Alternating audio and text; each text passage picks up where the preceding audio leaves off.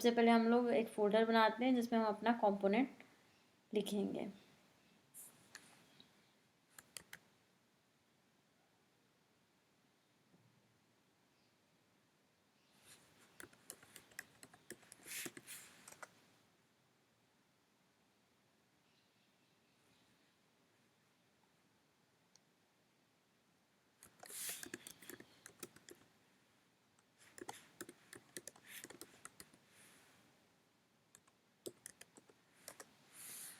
ये आ गया हमारा category grid tile dot JS. अब इसमें हम क्या करने वाले हैं, इसमें हमें सबसे पहले तो हम इंपोर्ट जो करना होता है वो सारी चीज़ें हम इंपोर्ट कर देते हैं। जैसे कि रिएक्ट को इंपोर्ट करना है, फिर हमें व्यू को, टेक्स्ट को, स्टाइल शीट को, इन सबको इंपोर्ट करना है। वो सारा इंपोर्ट वाला काम हम लोग यहाँ पर कंप्लीट कर देते हैं।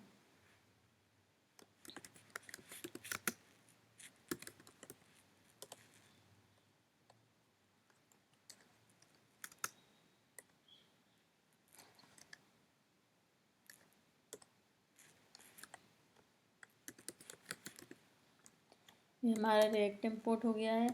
अब हम इंपोर्ट करते हैं हमारा व्यू जो कि हमें ज़रूरत होगा एनी हाउ, टेक्स्ट जो कि हमें फ्लैट लिस्ट में लगा था, स्टाइल शीट,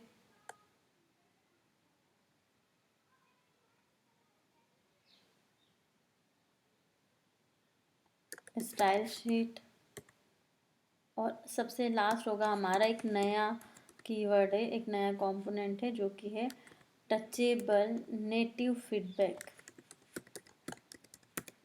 ये हमें रिपल इफेक्ट देता है। अभी मैं आपको बताऊंगी। हम लोग पहले हम लोग टचेबल ऑब्विसिटी यूज़ किया था, आज इस बार हम लोग टचेबल नेटिव फीडबैक यूज़ कर रहे हैं। ठीक है, चलिए हम लोगों का ये हो गया। हम ये कहाँ से इंपोर्ट करते हैं, सिंपल सा है, हमारा रिएक्ट नेटिव से हम ये सारी चीज़ों को इंपोर्ट करते हैं।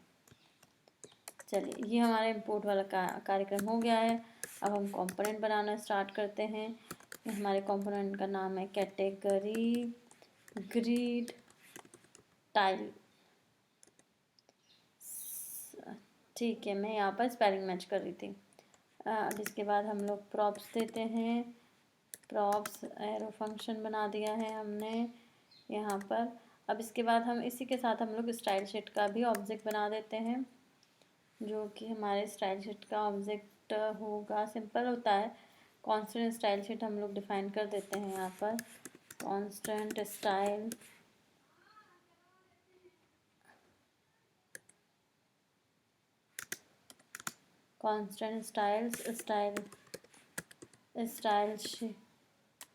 शीट डॉट क्रिएट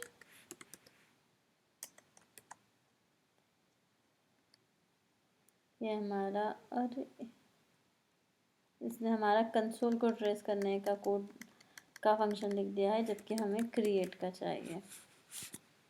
ठीक है, ये हमने क्रिएट का फंक्शन भी लिख दिया है। इसके बाद हम लोग एक और जो कि सबसे इम्पोर्टेंट काम होता है हमारा, वो हमारा काम है एक्सपोर्ट करना। सबसे इम्पोर्टेंट काम हमारा क्या है, एक्सपोर्ट करना।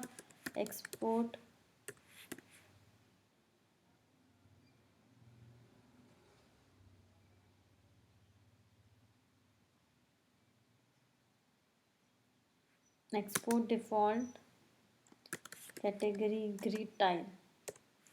ओके, अब हम लोग इसमें आगे अपना जो भी हमें लिखना है या जो हम लोग अपना स्क्रीन में से कॉपी करने वाले हैं वो हम यहाँ पर लेके आते हैं। हमारा स्क्रीन कहाँ है, ये रहा हमारा स्क्रीन। इसमें कैटेगरी स्क्रीन है, इसमें से हम क्या क्या फेच करेंगे, जो कि हमने यहाँ रेंडर ग्रिड आइटम में लिखा था वो हमें यहाँ से फेच करना है।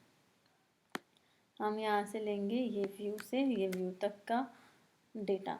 ठीक है, चलिए हम इसे यहाँ से यहाँ लेते हैं, इसे कट कॉपी पेस्ट करते हैं और हम अपने कैटेगरी ग्रिड टाइल में रिटर्न करके ये JSX का कोड यहाँ पर लिख देते हैं। ये हमारा व्यू है, टेक्स्ट है, ये तो हमें पता ही था। चलिए अब इसमें क्या हमारे पास अभी नहीं है, हमारे पास अभी जो नहीं है वो है हमारे पास ग्रिड आइटम। चलिए हम लोग ग्रिड आइटम भी निकाल लेते हैं यहीं से, कहीं और जाने की हमें ज़रूरत ही नहीं है। ये हम आ गए हैं ग्रिड आइटम पे।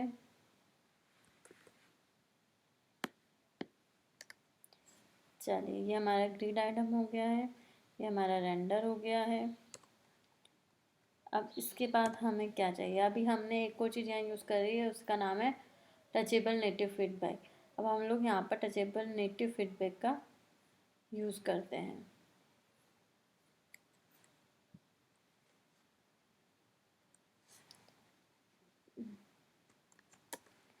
चलिए हम लोग यहाँ पर लिखते हैं टचेबल नेटिव फीडबैक।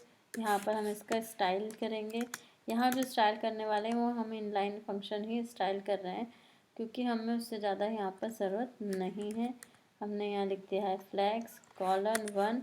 ये हमने इसलिए लिखा है कि ये जो हमारा जो नेटिव फीडबैक है वो जितना भी स्पेस लेना चाहे उतना स्पेस वो अपने अकॉर्डिंग फैच कर सकता है, पर वो इस कहाँ फैच करेगा, सिर्फ उसी व्यू के अंदर जो कि हम टेक्स्ट के लिए देंगे, उसके बाहर वो नहीं जाएगा।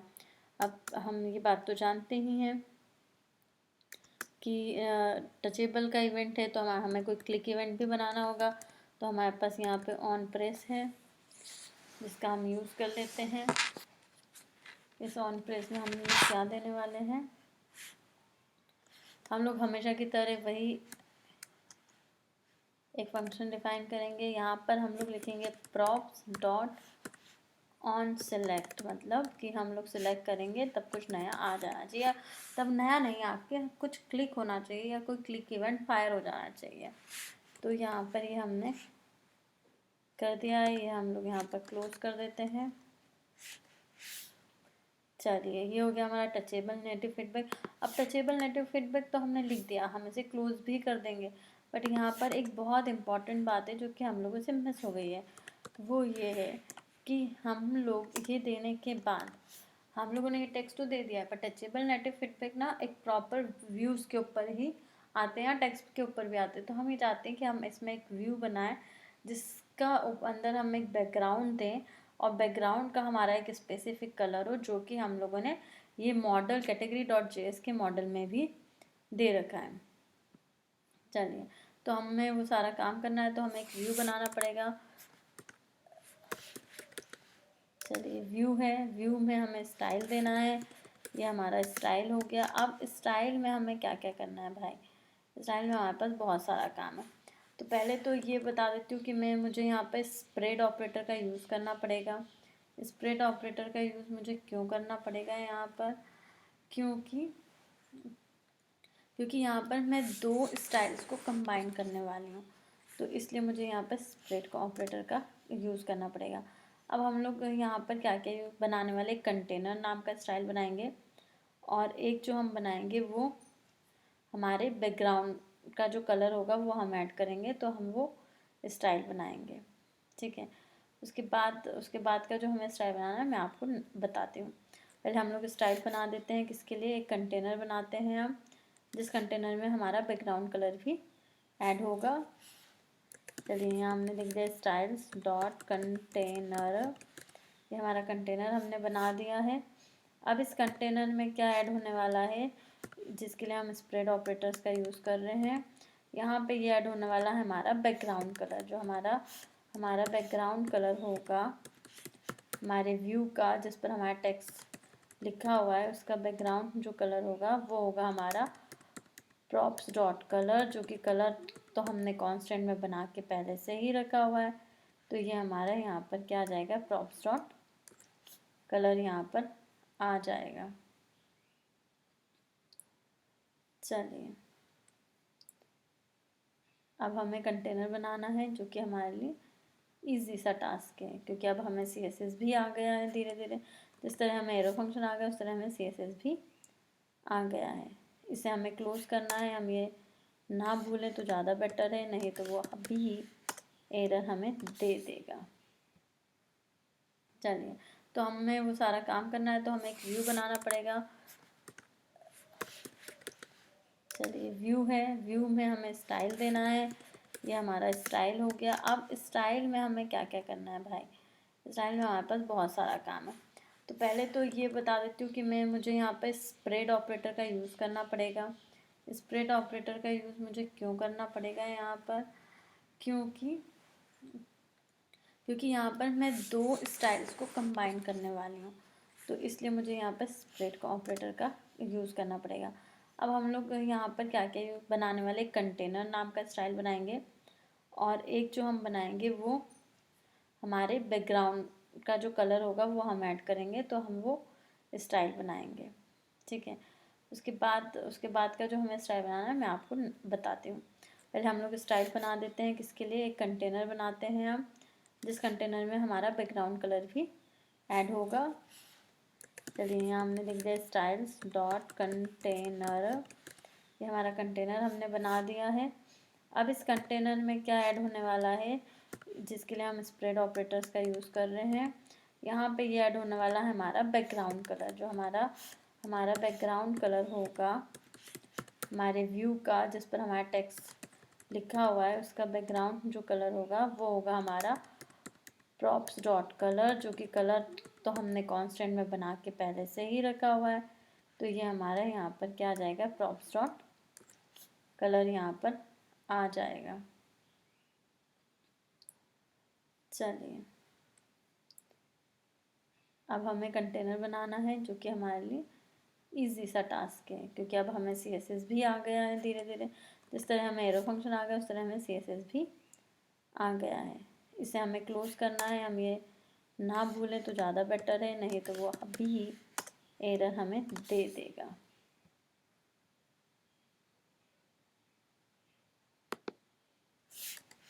अभी हमें एरर इसलिए दे रहा है क्योंकि यहाँ जो व्यू लिखा है वो स्मॉल लिखा था, हमें तो कैपिटल लिखना है। चलिए यहाँ पर कॉमा लगाते हैं, यहाँ लिख देते हैं हम कंटेनर। अब कंटेनर में हमें क्या क्या देना है, फ्लेक्स तो हमें देना ही होगा, क्योंकि अगर फ्लेक्स नहीं देंगे तो वो स्पेस नहीं देगा, वो एक एक लाइन्स में हमारा व्यू को बना के दे देगा। इसके बाद हम लोग यहाँ पे बॉर्डर रेडियस देंगे,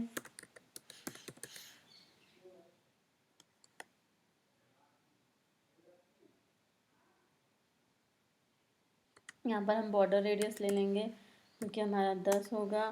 फिर हम यहाँ पर शेडो कलर दे देंगे, ये हमारा शेडो कलर हो गया है। इस शेडो कलर जो होगा हमारा वो होगा हमारा ब्लैक। इसके बाद हम लोग देंगे शेडो ऑब्विसिटी, शेडो ऑब्विसिटी हमें ऑप्शंस में मिल रहा है, शेडो ऑब्विसिटी हमने 0.26 दे दिया है। इसके बाद हम लोग शेडो ऑफसेट भी दे देंगे। यहाँ हम लोग शेडो क्यों दे रहे हैं, शेडो हम इसलिए, इस शेडो देने का पर्पज़ हमारा ये है ताकि जो भी हमारे जो थोड़ा सा जो शेडो के कारण हमारा अलग से लुक आता है, अलग से जो बॉक्सेस दिखते हैं वो थोड़ा सा ज़्यादा अच्छे दिखते हैं, थोड़ा शेडो के कारण वो उनका लुक थोड़ा अच्छा हो जाता है, जो कि दिखने में भी वो UI जो होगा हमारा थोड़ा अच्छा लगेगा। अब यहाँ पे शेडो ऑफसेट ऐसे नहीं देते हैं, शेडो ऑफसेट में विड्थ और हाइट दी जाती है। ये हमने विड्थ यहाँ पर दे दी है 0, उसका हाइट हम दे देंगे 2। उसके बाद हम यहाँ पर आ जाएंगे, उसके बाद हमारा शेडो रेडियस देना है हमें, शेडो रेडियस भी ज़रूरी है। ये शेडो रेडियस हो गया हमारा 10। इसके बाद हम दे देते हैं एलिवेशन, यहाँ एलिवेशन में आ गया हमारा 3। और इसके बाद हम लोग पैडिंग भी दे देंगे। ये सारे हमारे CSS है जो मैं आपको बता रही हूँ, इससे आप खुद भी कर सकते हैं अपनी अलग से। अगर कोई नई एप्लीकेशन बनाते हैं तो यहाँ पर आ जाएगा जस्टिफाई कंटेंट, जो कि हम तो ऑलवेज देंगे। ये फ्लेक्स एंड क्यों दे रहे हैं, फ्लेक्स एंड हम इसलिए दे रहे हैं क्योंकि वो हमारा पूरा एंड तक का स्पेस ले सके। जो भी हम लोगों ने जो ग्रिड्स या हमने टाइल्स बनाई है वो अलाइन आइटम्स भी हम देंगे। अलाइन आइटम्स जो होगा वो भी हमारा सेम फ्लेक्स एंड ही होगा, सेंटर हमें कुछ भी नहीं चाहिए, हमें स्टार्टिंग से एंड तक का पूरा स्पेस चाहिए होगा। ये हमारा हो गया कंटेनर। अब कंटेनर हमने तो बना दिया है, अब देखते हैं हम लोग नेक्स्ट हम लोग एक और बनाते हैं। हमें टाइटल को भी तो कुछ अच्छा सा लुक एंड फील देना होगा, तो हम टाइटल के लिए भी CSS बना देते हैं। अच्छा, हमने फ़ॉन्ट ऑलरेडी ले रखा है, तो अब उस फ़ॉन्ट जो हमने बनाया था, जो हमने अपना कस्टम फ़ॉन्ट ऐड करा है, हम आज उसका यूज़ करके मैं आपको बताती हूँ। फ़ॉन्ट फैमिली लिखना है, वहाँ पे हमने ओपन सांस sans बोल्ड लिखा हुआ है, sans बोल्ड, ये हम यहाँ पर यूज़ कर लेंगे। इसके बाद हमारा फ़ॉन्ट साइज़ हमें देना पड़ेगा। फ़ॉन्ट साइज़ हम यहाँ से दे देंगे, अपना फ़ॉन्ट साइज़ हमारा क्या है 22 है फ़ॉन्ट साइज़ के बाद हम अपना टेक्स्ट को अलाइन करेंगे। हमारा जो टेक्स्ट होगा वो कितना अलाइन होगा, राइट होगा या लेफ़्ट होगा, हम चाहते हैं कि वो राइट रहे तो यहाँ पर हम उसे राइट कर देंगे। ओके, तो हमने अपने टाइटल के लिए भी एक CSS को बना दिया है। चलिए अब हम आगे चलते हैं। आगे हम ये सारे जो CSS हमने लगाए उन्हें यूज़ भी तो करना है, बना के तो हमने सब कुछ रेडी कर दिया है। चलिए ये तो हमने यहाँ पे स्टाइल व्यू के स्टाइल के लिए तो दे दिया है। अब व्यू के स्टाइल को तो दे दिया, अब हम टेक्स्ट के स्टाइल को भी तो लिखें। चलिए हम टेक्स्ट का स्टाइल लिखते हैं। यहाँ पर हम स्टाइल्स का ऑब्जेक्ट लगा देंगे और हमने क्या बनाया था, टाइटल नाम का स्टाइल्स बनाया है, वो दे देंगे। अब ये हमने दे दिया। अब हम चाहते हैं कि अगर हमारा कोई डेटा या कोई टाइटल डबल लाइन में आ जाता है या उसकी 2 लाइन होती है तो फिर वो कहाँ जाएगा, फिर तो कट जाएगा। तो हम यहाँ पर इस टेक्स्ट को क्या देंगे, नंबर ऑफ़ लाइन्स भी हम यहाँ पर दे सकते हैं। हमारा नंबर ऑफ़ लाइन्स जो होगा वो 2 होगा। अब आती है बारी आइटम डेटा से आइटम के। यहाँ कोई आइटम डेटा नहीं है क्योंकि यहाँ फ्लैट लिस्ट नहीं है, तो हम यहाँ पर क्या पास कर देंगे, हम यहाँ पर पास कर देंगे props डॉट टाइटल। ये हम last to do list application में भी देख चुके हैं। जब हमें डेटा को पास करना होता है एक स्क्रीन से दूसरी स्क्रीन पर, तब हम ये यूज़ करते हैं। चलिए अब हम चलते हैं हमारी कैटेगरी स्क्रीन पर कि भाई वहाँ पर क्या क्या चल रहा है। आइए हमारी कैटेगरी स्क्रीन में क्या क्या हुआ है। कैटेगरी स्क्रीन में हमें सबसे पहले इंपोर्ट करना है कैटेगरी टाइल्स को। ठीक है, हम यहाँ पर इंपोर्ट कर देते हैं हमारी कैटेगरी ग्रिड टाइल्स को।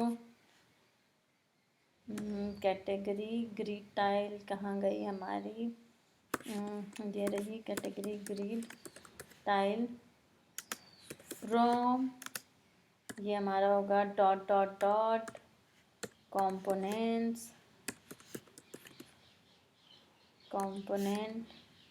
Slash category grid tile. चलिए ये हो गया हमारा। अब अच्छा पे हमें यहाँ पर कलर की ज़रूरत नहीं है, हम इस कलर को हटा देंगे क्योंकि कलर तो हम इस कैटेगरी टाइल में यूज़ कर ही चुके हैं। चलिए इसके बाद हमारा आता है रेंडर ग्रिड आइटम, इसमें हमने डेटा पास किया था। अब इसमें हमें क्या क्या करना है, इसमें से हम ये सारा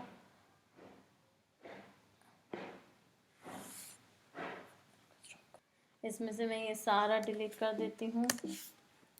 भाई डिलीट क्यों नहीं हो रहे हो, सारा हमने डिलीट कर दिया। अब इसमें हम क्या करेंगे, हम यहाँ पर लिखेंगे कैटेगरी टाइल। ये हमारा कैटेगरी टाइल का कंपोनेंट हम यहाँ पर लेंगे। अब इसमें हमें जो जो डेटा है हम वो डेटा को ऐड कर देंगे। जैसे हमने वहाँ पर टाइटल दिया था, यहाँ पर हम लोग टाइटल दे देंगे। टाइटल में सेम हमारा क्या आएगा, item data dot item dot title. तो नो वरीज, ये तो हमें पता ही है कैसे होगा। इसके बाद हम लोग करेंगे कलर हमें देना है। हम यहाँ पे कलर भी कैसे फैच करके देंगे, हमारे आइटम डेटा से हम इसलिए फैच कर रहे हैं क्योंकि हमने अपना जो मॉडल और जो हमने जहाँ पर डमी डेटा रख रखा है उसमें हमने मॉडल के थ्रू इन सब का भी प्रॉपर्टी सेट कर रखा है। तो यहाँ पर हम दे देंगे आइटम डॉट कलर या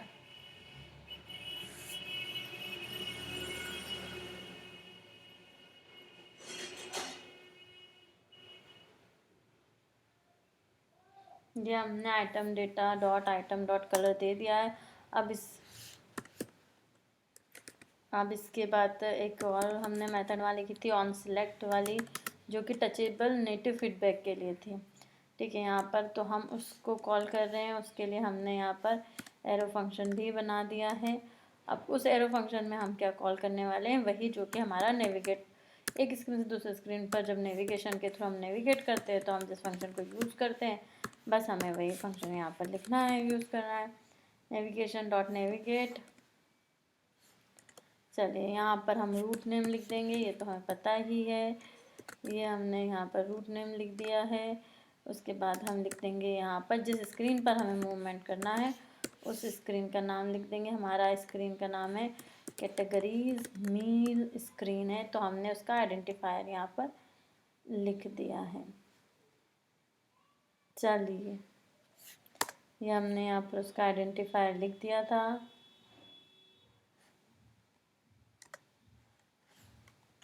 ये जो जो चीज़ें जहाँ जहाँ एंड हो रही है हम उन्हें वहाँ वहाँ एंड करने की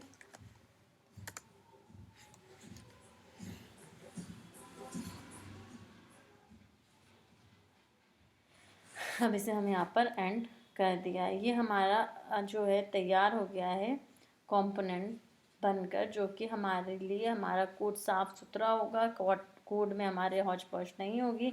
जब भी हमें ग्रिड टाइल बनानी होगी तो हम इस कोड को रीयूज़ भी कर सकते हैं।